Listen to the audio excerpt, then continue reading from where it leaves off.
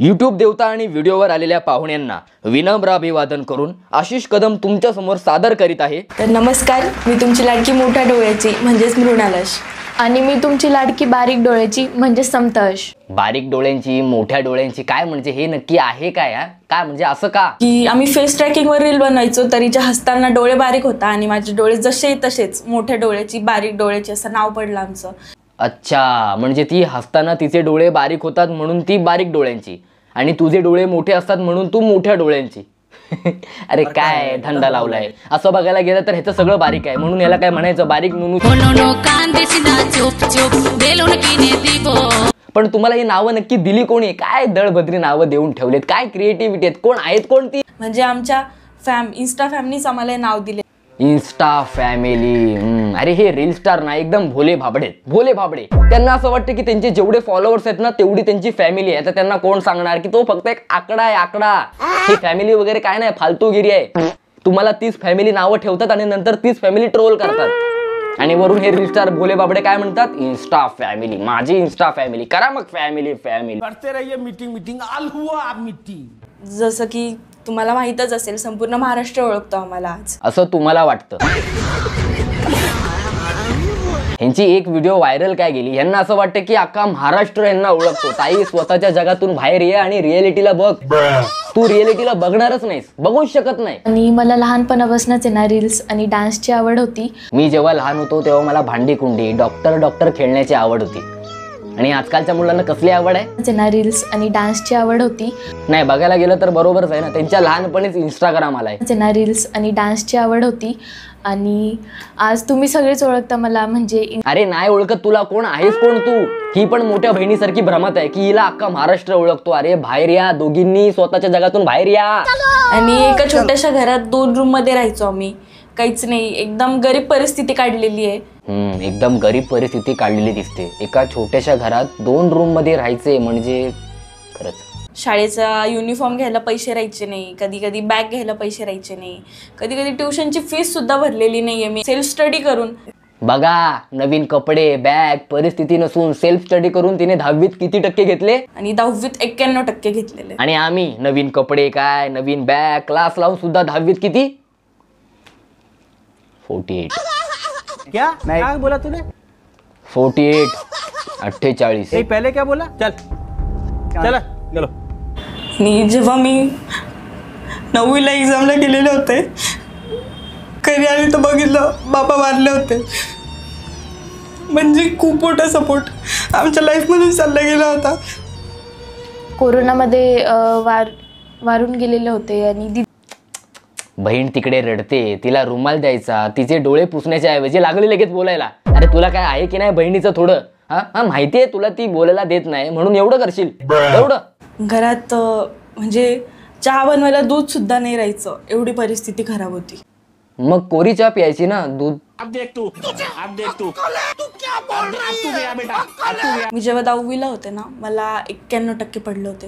पूर्ण स्कूलमधून 3रा नंबर आला होता माझा। आणि म्हणजे अभ्यास खूप करायचे तेव्हा आणि डोक्यात एकच गोष्ट होती की एक तर जज बनायचं नाही तर वकील बनायचं। पण ताई काय झाली?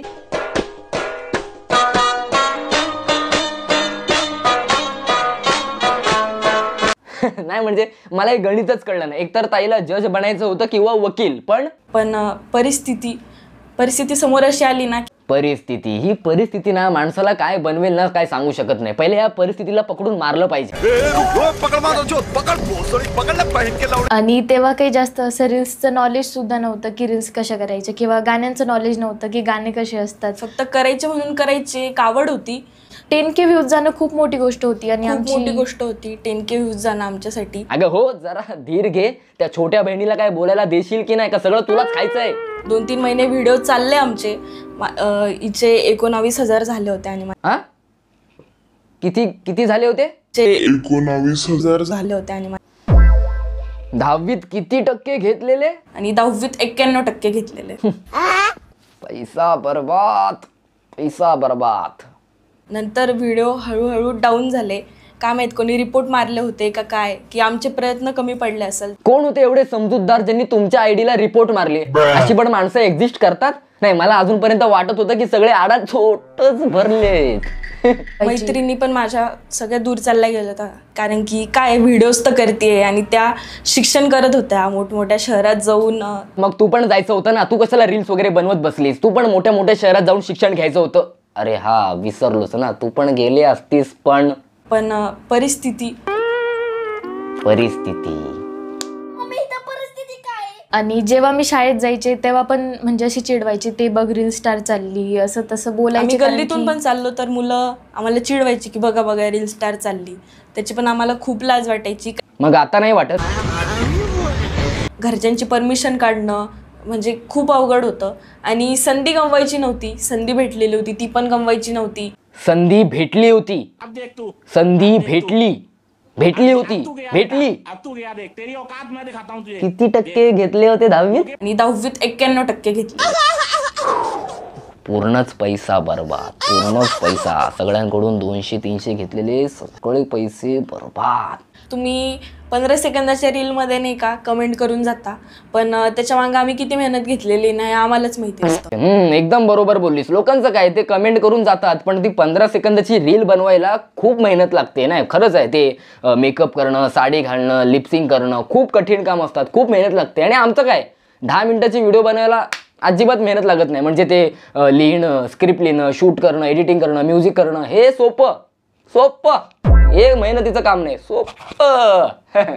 लोक आम्हाला कमेंट करतात तुम्ही महाराष्ट्राचं नाव खराब केलं, पण आम्ही आमची संस्कृती जपतोय. आम्ही हिंदी गाण्यावर कधीच रील बनवलेला नाही आहे, आम्ही मराठी गाण्यावरच रील बनवलेला आहे.